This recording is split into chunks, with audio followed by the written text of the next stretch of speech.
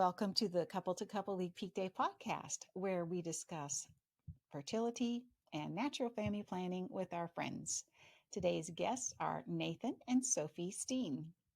Sophie graduated from Oklahoma State University in December of 2023 with a degree in aerospace administration and operations, and she currently stays at home to care for their daughter. She plans to pursue her passion in art more thoroughly as time goes on. Nathan currently attends Oklahoma State University and will graduate this coming May with a degree in forest ecology and management. And he will work as a forester after graduation. Sophie and Nathan were married in January of 2024, just after receiving their confirmation. They both converted to Catholicism after searching for answers for many years and found them in the Catholic Church. They took NFP classes with a local couple as part of marriage preparation and ended up valuing it as an integral part of their introduction to the faith. They had their daughter, Olivia Therese, this past January and hope to teach her what they have learned as she gets older. Nathan and Sophie, thank you so much for being on the podcast. Thanks for having Thanks us. for having us. So, what was the reason that you decided to convert to the Catholic faith, and like, was there something that triggered that journey? It was a couple of hours of desperate research on Catholic answers that lasted until 3 in the morning because I was raised Presbyterian and I went to a Presbyterian school. So I was taught one of the things that they really prided themselves on teaching us was research and critical thinking skills. And I certainly got that from them. They did a good job. Um, and Catholicism was something that wasn't ever really mentioned when I was growing up. It just was those people over there who do their own thing. And that was about it. At Oklahoma State, we have a lot of Mormons and they go out on campus and talk to people. So I had been just chatting with them in between classes because they were right there. And Not looking to become Mormon, to clarify. yes, yeah, that's a good clarification. And I had read, they talked to me a little bit about some of their doctrines, and they didn't add up in my mind. And I had actually read Catholic authors who were uh, writing apologetical arguments against their core doctrines, and I had agreed with them. And I was like, "This makes sense. These guys are really smart, and they know what they're talking about." And I kept going and clicking on more articles and more articles and more until 3 in the morning, um, in which I sheepishly have to admit that growing up, I was born in Maryland. So I was like, in all the movies, churches are open at 3 in the morning. They're not in reality. I was like, I'm just going to go. I need to go and like just sit in a Catholic church. You're going to have a cinematic, it starts raining and stops when you come out of the church moment. Yeah. It didn't happen. Yeah, it didn't happen. And instead, I found the church website and signed up for RCIA. And the next morning, happened to be the next day. Yeah, our RCIA director, Kimberly Williams, just texted me back and was like, "Hey, actually, fortunately, we have RCIA in like a day on Wednesday and Tuesdays. It was Tuesdays, and you just come along. Here's the address. Show up at this time." And I was like, "Okay," and I did. And first lesson of the new year, and it was 2 hours on the Eucharist. And it took 2 hours for me to undo, at that point, 19 years of Protestantism, because I was faced with the conclusion that I either walk away from everything and none of this is real, or the Catholic Church is the only church. Sophie, where were you in all this? The next day, like he said, he'd only told me that he was trying out a new Bible study. And so he avoids me like all day. Okay. And again, like I said, we were together every day. That didn't change past when we met. that one summer. And so he avoids me all day. And I'm like, what is up? Like, is there something wrong? Are you breaking up with me? Like, what's wrong here? And we were in his car, and he's like, okay, I have to tell you about the Bible study. I'm like, okay. And he says, it's Catholic. I was terrified to tell her that I had went to a Catholic Bible study and then decided that I wanted to be Catholic. Um, and so I was like, oh, okay, cool. Well, can I come?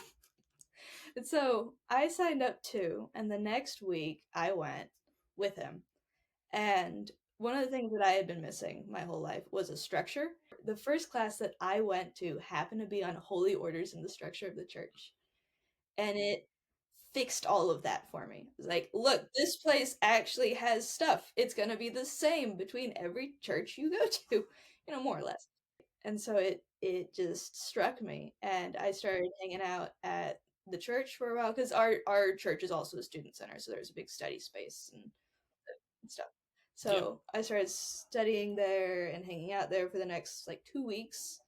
To be fair, it took me a little bit longer to be full send than it took him, but still only took about 2 weeks. And at the end of that, after I had talked to Father Carey quite a bit and been around people who were Catholics, and there was this phrase that I kept hearing that was that everybody said was "welcome home," and at first I was like, I only just got here, but it didn't take very long to actually be home. So we kept doing it, and well, now we're in the church and overjoyed about it. So your RCIA and then your marriage prep kind of overlapped before you got married. Is that right? Yes, Mm-hmm. because we started our CIA.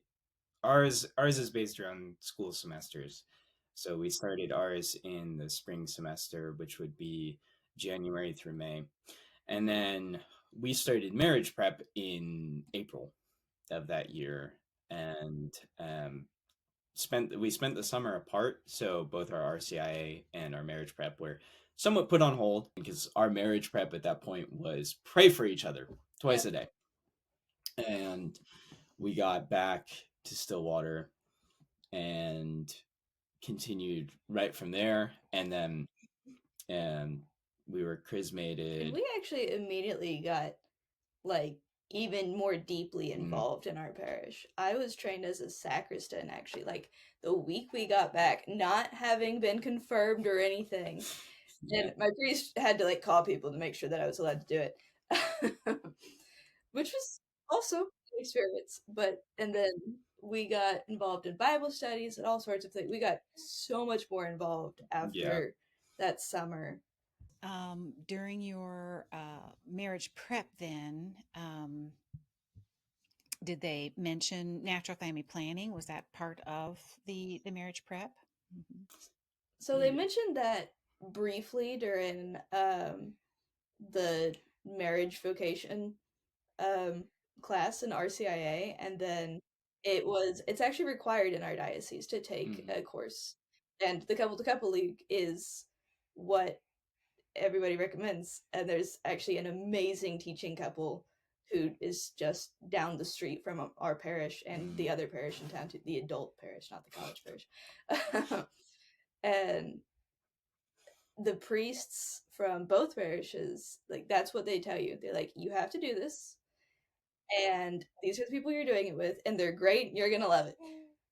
They do also mention that there's a second required marriage retreat that you take over a weekend, and they talk about it there too. So it's present in you'll get it if you're going through OCIA, you'll get it in your marriage prep, you'll get it through the course that you have to take, and then you also get it again during a marriage retreat. So It's very integral to marriage prep in our diocese. yes. So, how did the learning about NFP impact your faith journey as you were going along? We had actually talked about this earlier this week, and it became an integral part of our identity and our faith identity, but not something that we really built off of, which is a little strange, but it just became enrobed in the rest of it. And It became an example, a very prominent example that some people close to us did not agree with, of our dedication to and immersion in the Catholic faith. yeah, and it wasn't something that was like a light bulb moment for us, but it really was supporting everything we had already learned. And when we Because NFP really, in our view of it, really kind of encompasses pretty much all of the core doctrines of the faith in one way or another. So it really was kind of the culmination, I guess, of our beliefs in a way. But I mean, again, we were learning everything all at once, so there wasn't necessarily yes, this specifically right now. yeah, But it helped a lot, I think. yeah, it just was wrapped up in, and then really supported that this is a truth. Like this, here is the one truth, and it's applicable always and everywhere. Yes, every And part of your life. the entirety of your life becomes this one thing. It's all oriented back towards Christ being the one truth. And it really kind of, I think for us, was one of the first things where we actively realized, even if we were a little bit forced to realize, that it is part of every part of our life. yes, It's not just, oh yeah, we go to mass and then we're here and we do our own thing. It's everything. yeah. Let's talk about your teaching couple a little bit. It sounds like they had a pretty big impact on you. Um, just describe that a little bit. Our teaching couple were the Cabines in Stillwater, and they were just fantastic people because this was already something that going into it, that first class, we were a little resistant to. Nathan, for you, what was the impact on the fact that the husband was so enthusiastic about natural family planning? So seeing that, the husband so involved was really important for me to understand that this is something that I should also be involved in. And then going further than that, it was like, this is something that everyone should be involved in. So it became a little bit of a transformative experience because I had realized not just okay, well, I'm also the husband, so I need to do this thing too, but then I need to take this, what I've learned, and then tell other people and make sure that other men know that this is something that's incredibly important for them to know and to care about, because obviously it also affects them, but secondly, it's just it's so amazing what you can accomplish together when you actually do it together. And when you put two minds together to accomplish one goal, it's one, a lot easier, but two, um, just the collaboration in and of itself is beautiful and worthwhile. And I saw that too. For me, I'm a numbers person. I like numbers and graphs, And I am not a numbers person, and I don't do that. yeah. So seeing that, oh, well, the way that our teaching couple does it is she tracks and fills out the chart mostly, and then he takes all the numbers and does the graphs and the interpretation part of it because, he's a professor in science. So It's his sure, thing. it's his thing. And we pretty much one for one copied that Yeah, we did. because it worked. And so she just filled it out, and I was like, all right, great. I'm just going to do exactly what Yeah. Dr. Kabine does. Yeah. Just put the chart in here. And And their perspective for me too on being open to life and that prospect was very comforting to me because yes, I was open to life, in theory. But I think every woman has just a little bit of timidness, even a little bit of fear around getting pregnant, especially the first time. You know what I mean? Because it's a big thing, it's a big change, it's everything, and it's very. I mean, yes, you go through it together, but a lot of it is just internal. You know what I mean? And her, she was so open about talking about it and about how she experienced that, and through doing it together, they grew past that a bit, and it became a couple thing. It wasn't just her thing. It wasn't just his thing. It was together, and that eased my fears a little bit. And it made us, I think, a lot more open in reality, not just in Theory. our heads. Being, we've talked a lot about how scientific they are about uh, tracking and the data side of things, and it's very all like hard science, numbers, charts, graphs. But then knowing that that's how they approach NFP, and then hitting us with, oh yeah, by the way, this is a completely spiritual practice for us too. This isn't just numbers, charts, and graphs. This is being intentional and spending time with God and praying about the things that we're seeing on a numbers side, and then watching those things change depending on where we're at and Using the what we need to numbers, do. yeah, using the numbers more as a sign of God's providence than a way to manipulate it. Yes. That's very valuable, right? That's why the concept of teaching, couple to couple is it's so important because so many apps are it's all in the woman's hand. Unless you have that additional real life experience with another couple who have practiced it and used it successfully, it can be just kind of a science-y in your head practice. Yeah. What would you tell other couples about using natural family planning in their marriage?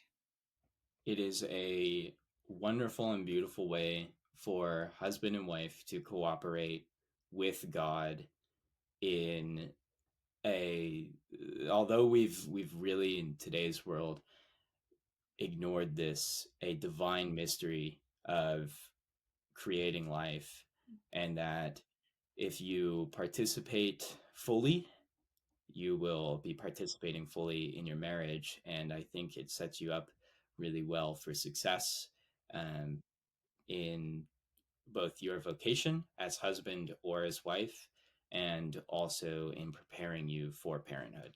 NFP is a way that allows you to work alongside God's providence and allows you to participate in it, especially through the creation of life, because He's allowing you to join in His vocation as creator, in yours. Well, you guys are fantastic. Thank you so much for being on the Peakday podcast. Thanks for Thanks for having having us. us.